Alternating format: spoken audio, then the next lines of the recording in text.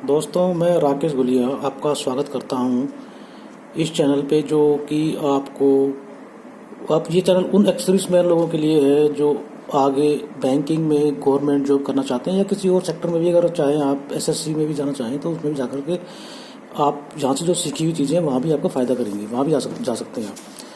तो मैं जो आपको यहाँ पे दिखाने जा रहा हूँ, मैं आपको कुछ ऐसी चीज़ें बताने जा रहा हूँ जो मैथमेटिक्स की बड़ी ही इंपॉर्टेंट चीज़ें, खास करके बैंक एग्ज़ाम के लिए ये बहुत इंपॉर्टेंट है, बहुत बहुत इंपॉर्टेंट है। क्योंकि मैंने कई बार बैंक एग्ज़ाम में जब मैंने फेस किया था तो शुरू में मैं स्पीड थोड़ी मेरी कम थी, जिसकी वजह से मैं एक दो स्टार्टिंग के मेरे तो थोड़े से क्वालिफाई नहीं हो पाए थे। लेकिन बाद में जब मैंने इस तरह से अप्रोच अपनाई तो उसके बाद मैंने वो बैंक के प्री एग्ज़ाम जो भी दिए मैं उसमें मुझे बड़ा इजी लगने लगा कि यार ये बैंक एग्ज़ाम में मैथ के साथ पढ़ने की जरूरत नहीं पड़ेगी, क्योंकि मैं डेली एक एक्सरसाइज जो मेरी थी वो मैं करता था।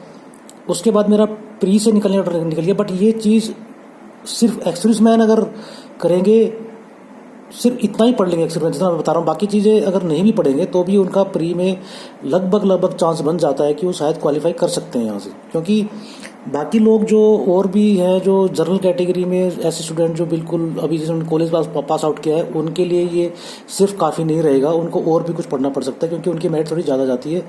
एक्स सर्विस मैन के लिए खास करके मैं बताना चाहूँगा, क्योंकि उनकी मेरिट 56 तक पहुँचती है प्री की।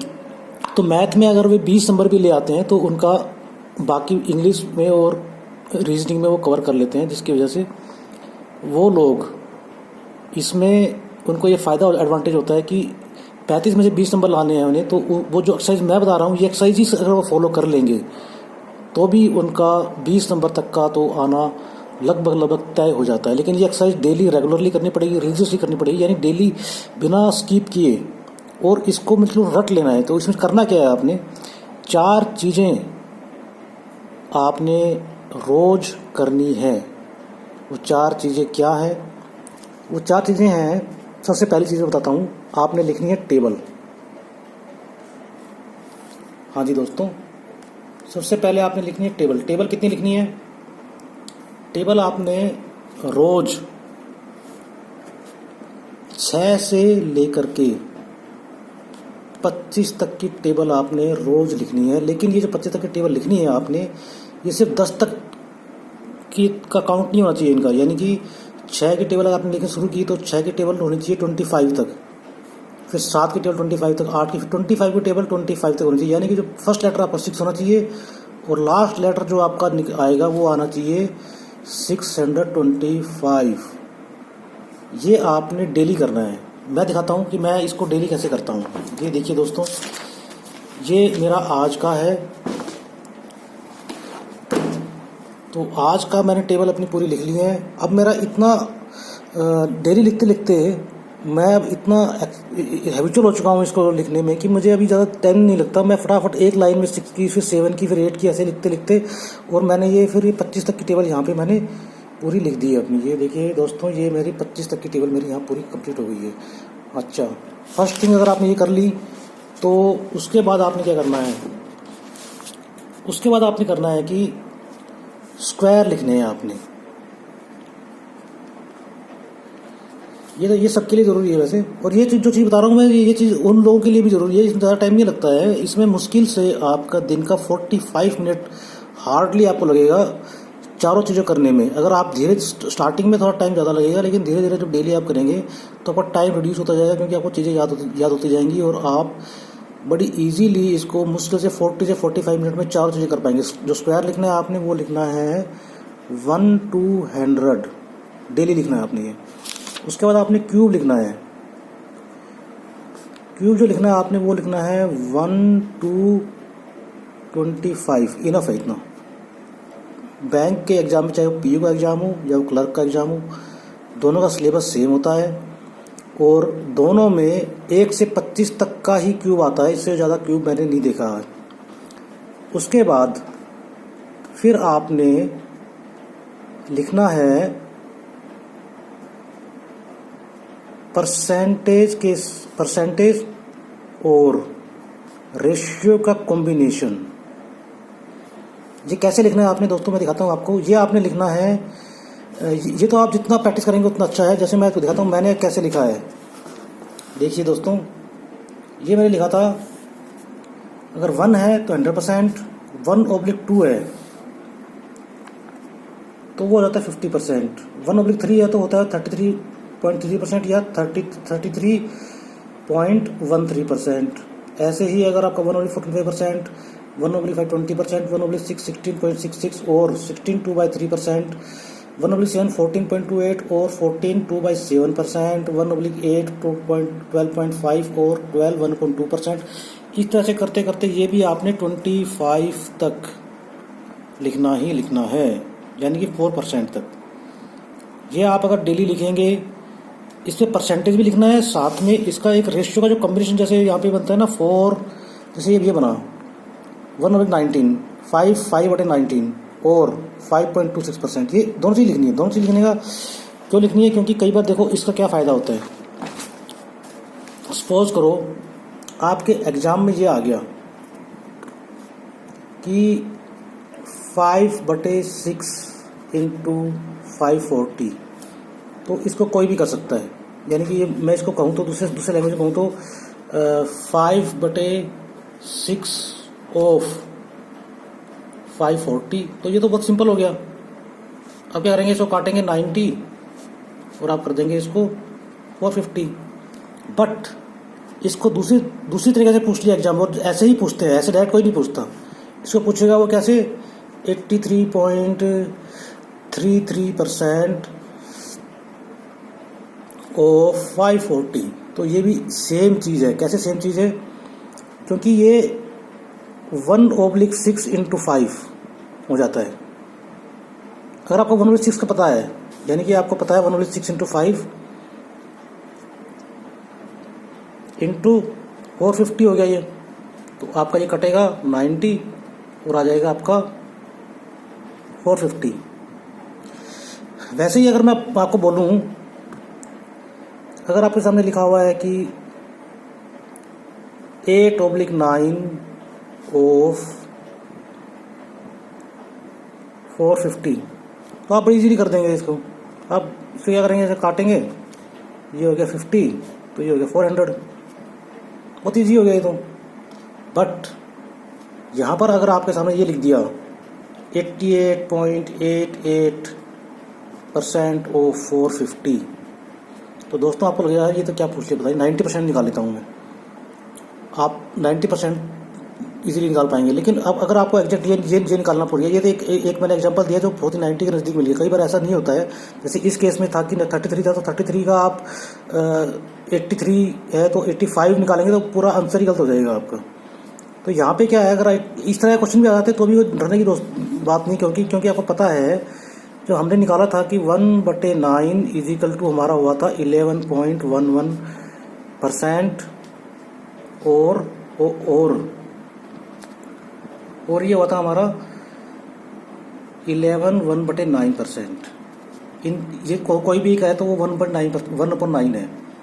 तो ये रेशियो और परसेंटेज का जो कॉम्बिनेशन अगर हमें पता है, तो इसको हम सीधा क्या करेंगे, इसको हम क्या करेंगे, सीधा रेशियो में कन्वर्ट कर लेंगे। कैसे कर लेंगे, 8, अब हमें पता है 11.11% जो होता है हमारा, वो होता है 1/9।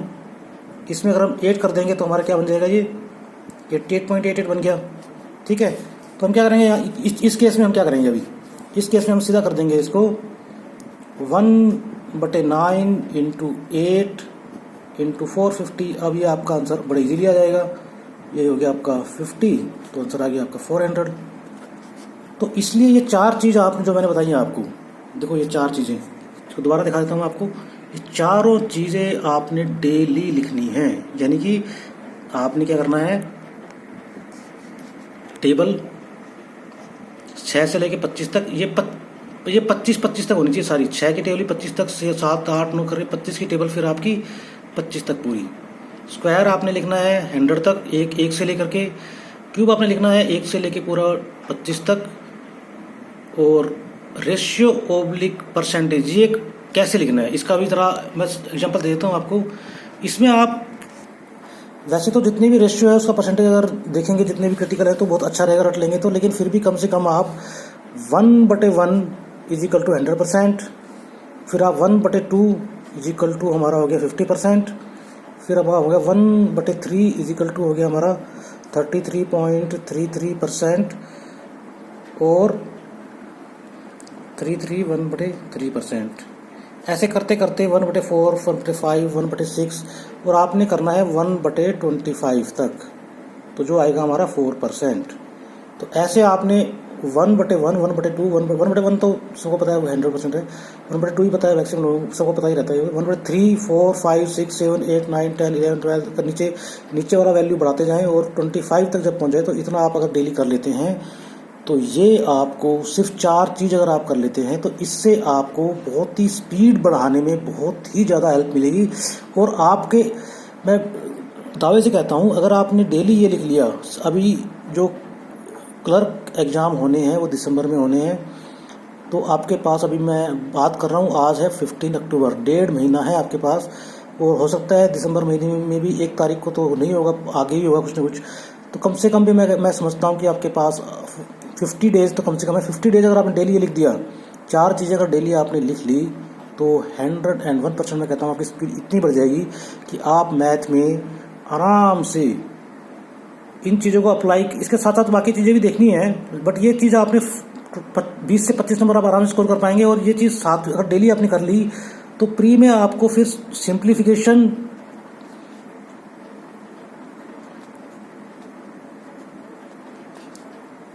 उसके बाद आपको DI, उसके बाद आपको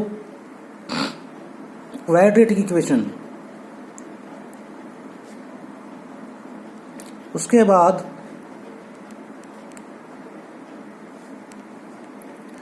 इसमें ही आपको 5, 5, 5, 15 नंबर तो इसी में आ जाएंगे आपके। 15 नंबर तो इसी में कहीं नहीं गए आपके, आपको लेने हैं 10 नंबर ज़्यादा और लेने हैं आपने। तो उसमें भी आपका बाकी जो बचे क्वेश्चन है उसमें भी अगर आप थोड़ा बहुत पढ़ लेते हैं तो आपका ये आराम से 20 से 25 नंबर आराम से स्कोर कर सकते हैं। एक चीज़ और भी है, मैं याद नहीं आ रही मुझे, वो चीज़ भी अगर इसी से कंसर्न होती है तो वो चीज़ भी अगर ये करते हैं साथ में तो वो चीज़ भी अगर आती है तो 20 नंबर आपके कहीं नहीं जाते। ये मेरा पर्सनल एक्सपीरियंस है, मैंने खुद करके देखा है कि मैंने जब इस तरह से अप्रोच से काम किया तो मैंने मॉक टेस्ट में भी और इवन जब मैं एग्ज़ाम में बैठा तो वहाँ मैंने आराम से 25 नंबर तक मैंने आराम से स्कोर कर लिए थे। और इवन मेरे 72 मार्क्स भी आए थे मेरे 100 में से, जो कि SBI क्लर्क में मैंने अटैम्प्ट किया था। हालांकि मैं मेन में रह गया था उसमें, तो अभी मैं दोबारा अटैम्प्ट कर रहा हूँ। तो दोस्तों ये मैं खुद भी अटैम्प्ट कर रहा हूँ और मैं आपको ये सलाह दे रहा हूँ सभी एक्सपीरियंस के लिए कि आप इस तरह से अप्रोच करें कि सिंप्लीफिकेशन, DI, क्वाड्रेटिफिकेशन, इसमें मैक्सिमम स्कोर आप बहुत जल्दी कर पाएंगे। 10 मिनट में ये सारे आप कवर कर पाएंगे अगर आप ये करते हैं तो। हाँ, साथ में एक और चीज़ आती है ना, जो सीरीज़, नंबर सीरीज़ भी इसी से कंसर्न होती है। नंबर सीरीज में हालांकि 4 या 5 क्वेश्चन आते हैं तो उसमें से अगर आप 2 नंबर भी कम से कम ले सकते हैं यहाँ से नंबर सीरीज से आप, क्योंकि कुछ नंबर सीरीज ऐसी आती हैं जो बहुत ही टाइम वेस्ट भी कर देती है, समझ में कम आती है। 4 में से अगर आप 2 नंबर भी ले लेते हैं तो फास्ट कर पाएंगे। जो जहाँ टाइम कंज्यूम हो उसको छोड़ के आगे बढ़ जाएंगे। नंबर सीरीज में मेरा तो एक्सपीरियंस ये है कि ज़्यादा अगर टफ लग रही है तो उसको छोड़ के फिर आगे बढ़ जाऊँ। एक्स मैन के बता रहा हूँ मैं ये, क्योंकि एक्स मैन को हमें सिर्फ 56% नंबर लेने से भी हमारा काम बड़ा इजीली चल जाता है। 100 में से हम मेरिट में आकर के मेन के लिए क्वालिफाई हो जाते हैं। मेन के लिए तैयारी कैसे करनी है उसका थोड़ा अलग तरीका है। हालांकि ये चीज़ें वहाँ भी काम आएंगी, सारी चीज़ें आपको वहाँ भी DI आती हैं, वहाँ भी सिंप्लीफिकेशन थोड़े हार्ड आते हैं थोड़े, लेकिन वहाँ भी आते हैं। वहाँ भी क्वाड्रेटिफिकेशन कई बार आ जाती है, बट फिर भी थोड़ी हार्ड आएगी वहाँ पे, लेकिन ये चीज़ें वहाँ भी काम आएंगी।